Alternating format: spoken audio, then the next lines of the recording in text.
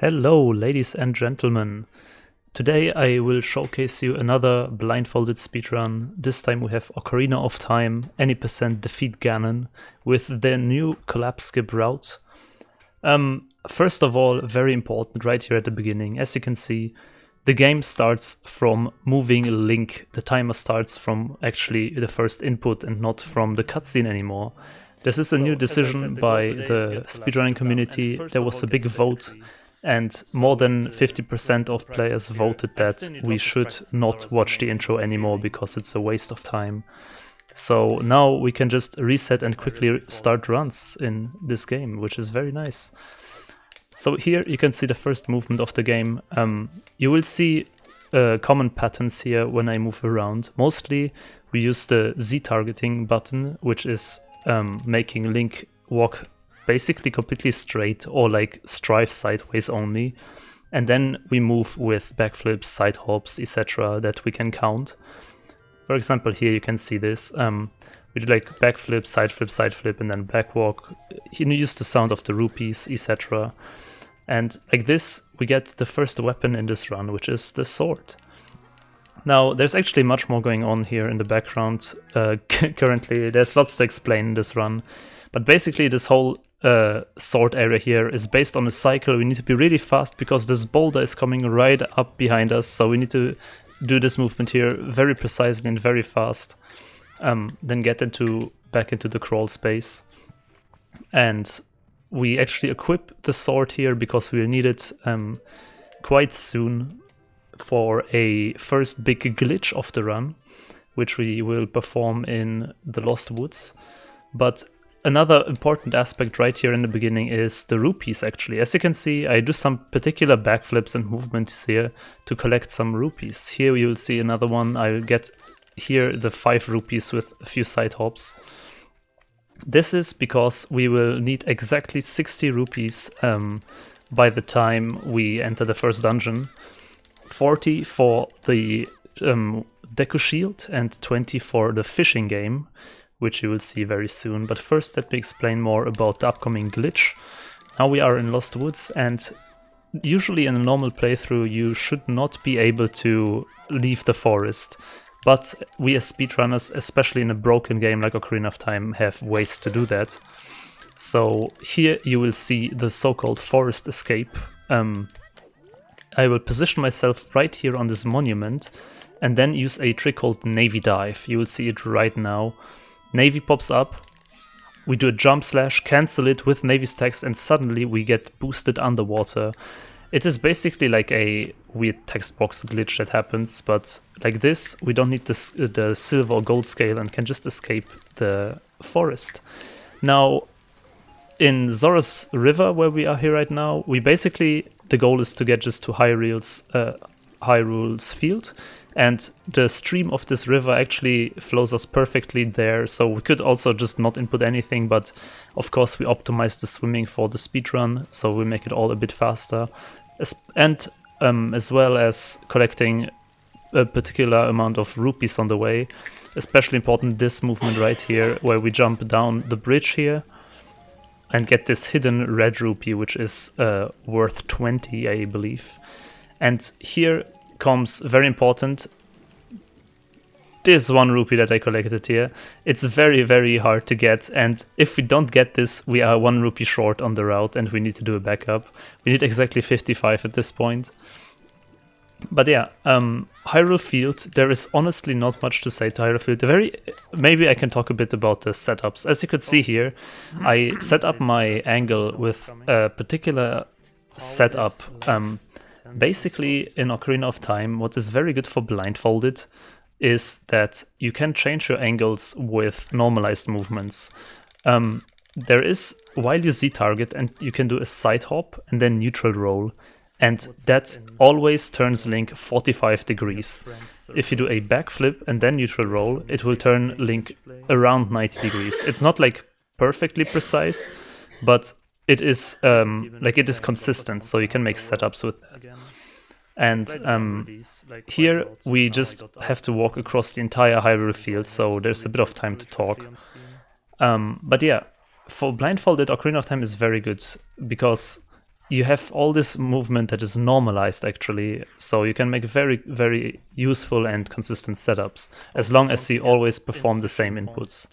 Also interesting to note is what I do here is backwalk. We mostly in the run use the backwalk instead of walking forwards, because actually backwalking with Child Link is the fastest method of traveling.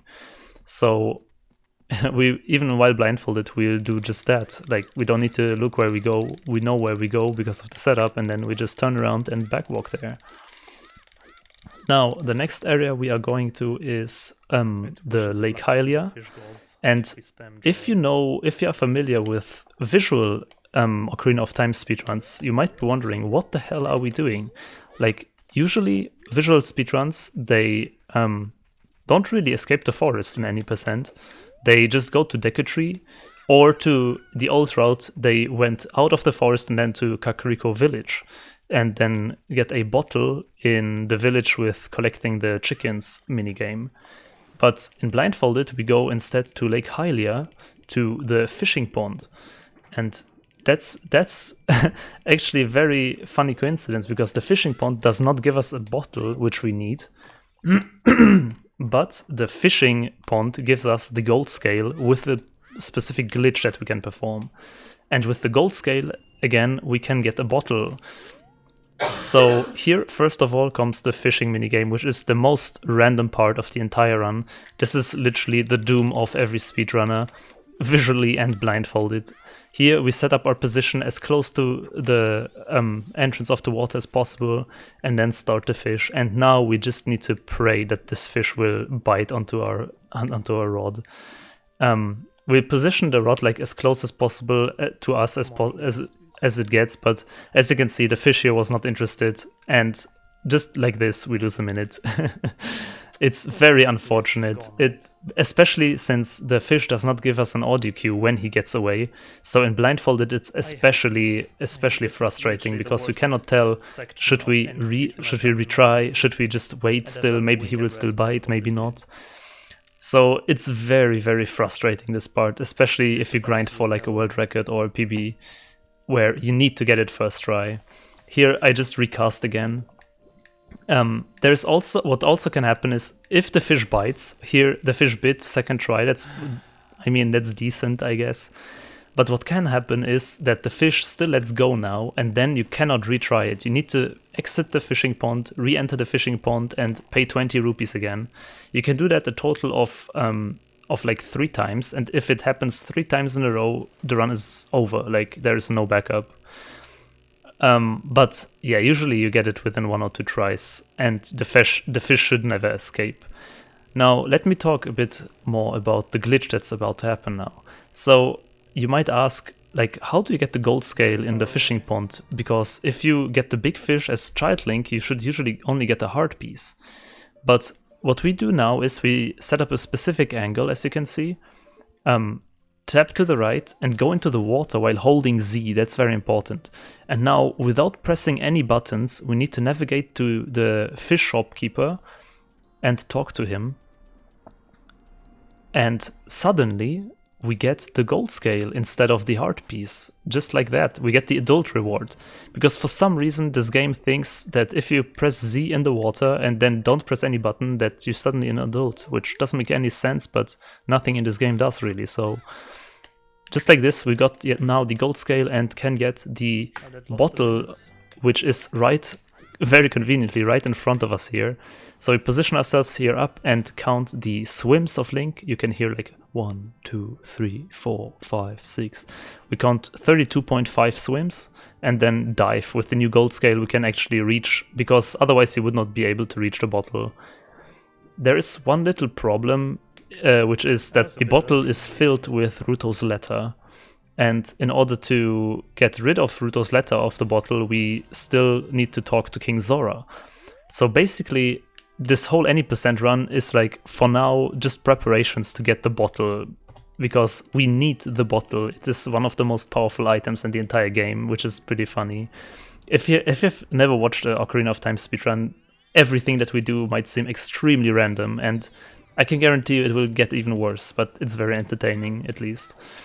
So Zora's domain, we set up here I get, first of all, 5 Deku Nuts, then exit the re-enter, or like enter the first time the shop, and then get back out to just renormalize and reload the pot, because this pot always drops Deku Nuts, and we need exactly 10. Here I get the last 5 rupees that I need for my route, and a stick. This particular pot always drops a Deku stick.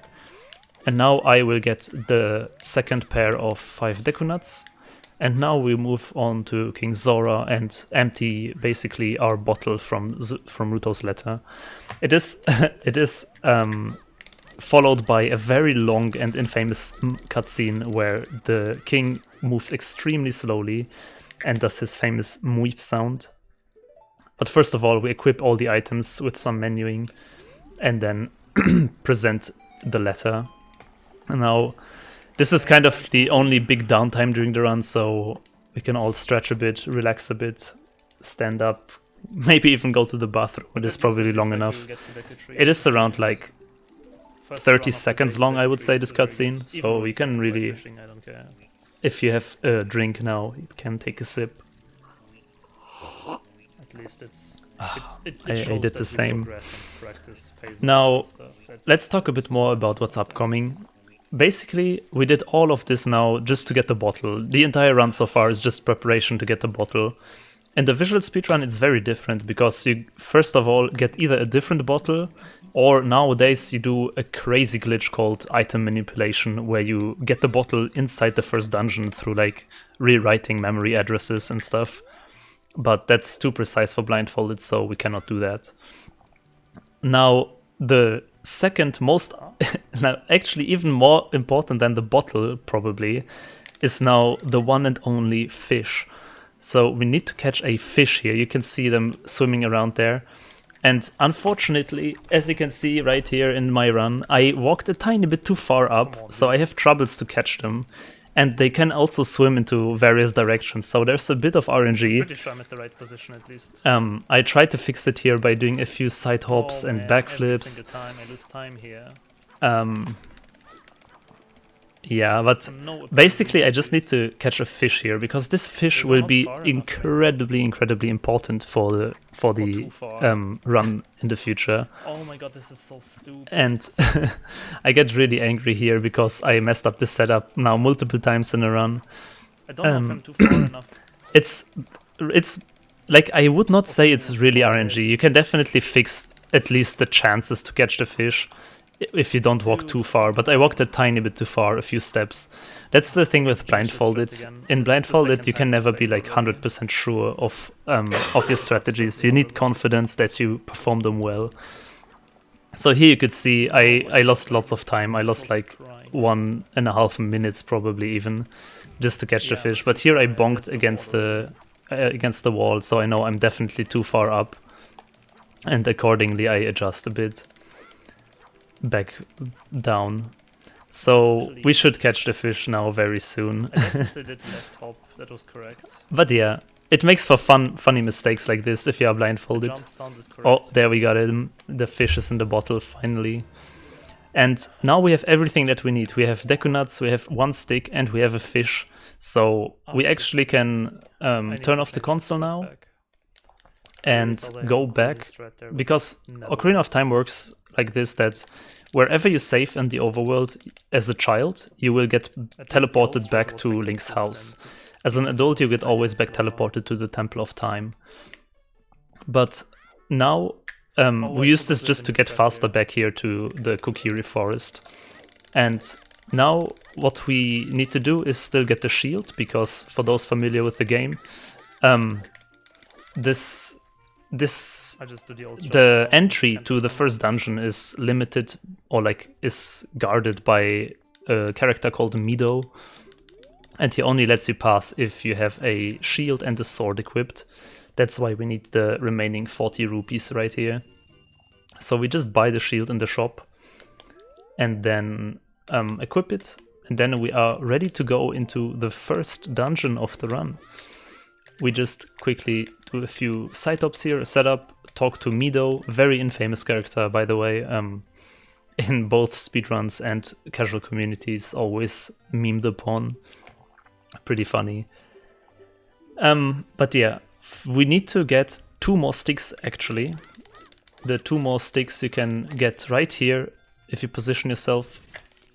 Boom, kill this plant, jump slash, turn around, jump slash again, get this stick, and then we are in the cutscene. This is again tiny bit of downtime. You can it's like a 30-second cutscene. It is very funny because this game has incredibly long cutscenes actually, but in this particular any percent run we skip most of them, at least most of the important ones. So we actually have very much not any downtime, which is good and bad because it's a very action-packed and fast-paced run, but it's not so good because, yeah, you can't really take little breaks in the run. Now, Deku Tree is a beast. This is the hardest part of the whole run, probably. Everything until now was like prep, and now comes really crazy stuff. Right away, I need to explain quick put away, which I will not manage in such short time, but just look what happens. It is a frame perfect trick. You literally have 1 frame. And I pause buffer this, and I got it. It's blind, like in visual speedruns, you can pause buffer frame by frame, so you get it. In blindfolded, we cannot do that because there's no audio cue. But yeah, what you could see here, we pause buffered at at 1 specific frame of getting hit by the enemy. That led us to like get hit. Then we break the stick on the wall, and suddenly we have like a sword that does fire damage. You can see it right here. Like we can stab the spider web and it burns. Don't ask me why that happens, but basically you do some crazy manipulation magic, and because you break the stick on a like pixel perfect angle, you get like fire properties on your sword. It does not make sense. Now the scrub section is very easy, or like not very easy, at least in blindfolded. You need to hit the order is 2-3-1, and very important is that we get to 0.5 hearts here. As you can see, I just stand here and get hit a few times until I have the desired amount of hearts. What I completely skipped now is the B1 skip. We basically skipped the entire dungeon because I don't know if you saw it, I did a damage boost from an enemy. It's called Mega Side Hop.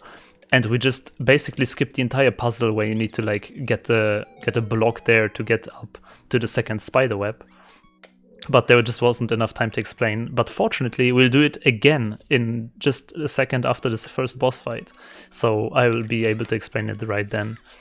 Now, the first boss fight, Goma, also very important. We do a quick kill, which requires 2 nuts, and we do a glitch called damage storage, or like power crouch stab. Basically, the Deku stick jump slash is incredibly powerful, like super powerful, stronger than the Master Sword even, or like same strength as the adult Master Sword. And if you crouch step with your tiny Kokiri sword, it stores that damage from your last attack. So right here, I do like crouch step, jump slash, and he's dead after 3 hits. That's because we store the jump slash of the Deku stick into the crouch step, and then every time we crouch step, we do like 50 billion damage. It's super crazy. It sucks that we failed. Now, why did we need 0.5 health? Right here, you will see why. In exactly this moment, we die. We actually need to perform another glitch right away, which is a double death. We need to die at the same frame the enemy dies. So, because the boss room locks usually after you defeat him, there is the blue warp and the boss room gets closed. And there is no way to re-enter it afterwards. But for the next glitches that we need to do, we need the door room open. So the only way to do this is by either getting out of bounds, which is very difficult blindfolded, or you kill yourself at the same frame, which is what we did there. It's a very precise setup, but it's pretty easy, I would say. Now, you might be wondering, where are we going now? We are actually getting the slingshot, which is part of the new collapse skip route, which I'm attempting here in this run. Because basically, this new route does one big change. And later on, we will get to Ganon's castle, and there is this big escape sequence where you need to escort Zelda through the whole tower and get down and dodge like the flaming rocks and all these things. And that's what we did blindfolded before too. It's doable, very difficult, but yeah, that's what everyone did basically, even visually. But a few weeks ago, a new collapse skip was found, which is incredibly precise and difficult, but that's the new route that I wanted to prove with this run. And for this collapse skip, we need the slingshot. That's why we get a bit out of the way here and get it. This new route should in theory be like 2 or 3 minutes faster. It should be a bit more, but getting the slingshot is such a big detour that it barely saves any time anymore. And every time you fail the collapse skip, you still lose like a minute. So it's the good thing about this collapse skip is that it's retryable. So this is a much safer run for marathons, because in collapse, if you die at collapse in the old route, it was game over. You had to reset the run. But now we have a retryable route basically, which is perfect for marathons, I think.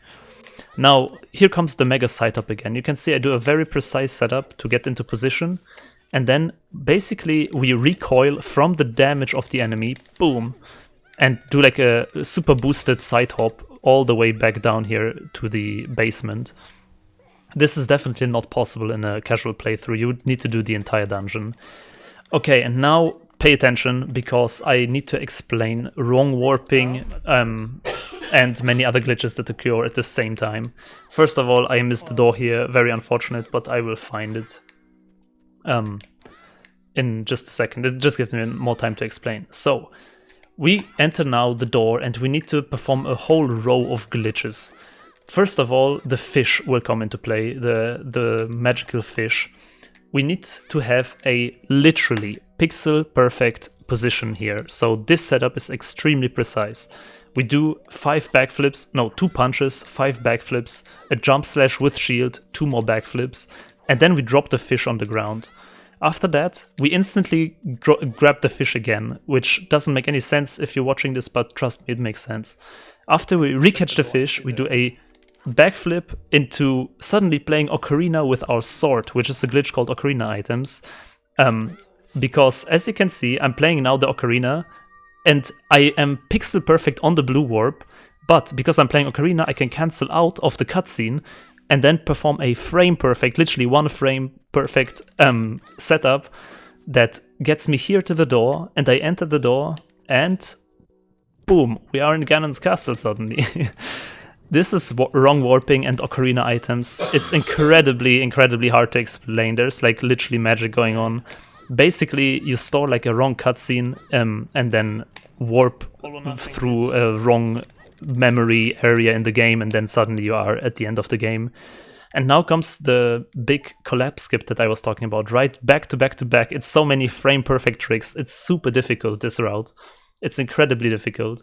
So the new collapse skip is... oh my god, how do I explain this? So you need basically 5 frame perfect inputs back to back here. That's why I'm pause buffering. The thing is, 3 of those 5 inputs, there is an audio cue. As you can hear, I need to hit pause on the first frame the sword touches the wall. This is the first one, so you need to do this twice. Actually, this setup right here was this frame is absolutely perfect, but I pause buffered 1 more time because I thought it's not enough. I would have gotten it first try.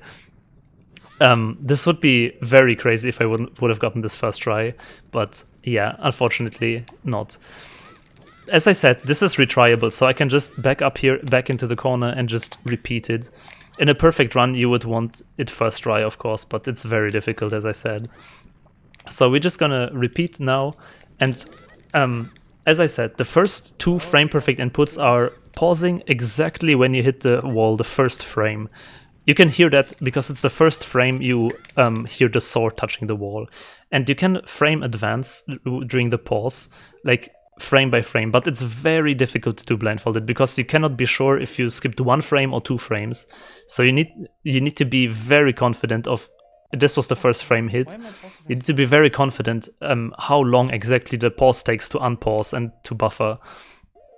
And now we need to hit the second, and then comes the first frame that is not where there's no audio cue, because after the second hit of the wall, we need to buffer exactly 1 frame holding up.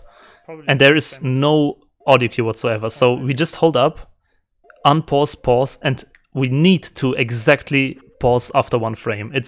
There's no way out of this. And the same thing applies here. First, we need to pause perfectly on the frame where we hit the stairs for the first time. And then we need to exactly 1 frame later pause again. Otherwise it will not work. So it's a 5 frame perfect inputs back to back, where only 3 of them have audio cues, which is absolutely incredibly difficult blindfolded.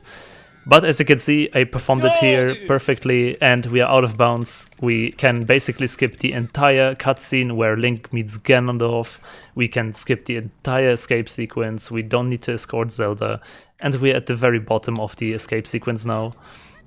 So it's worth the difficulty and the trouble. It is super difficult, but in theory it should save like 5 to 6 minutes, but as I said, because of the detour with the slingshot and the retries, it doesn't save that much time. It just makes the whole run more enjoyable than doing escape. But yeah, this was the escape collapse skip. Second try collapse skip. Really excited that this got found recently. It's really a blessing.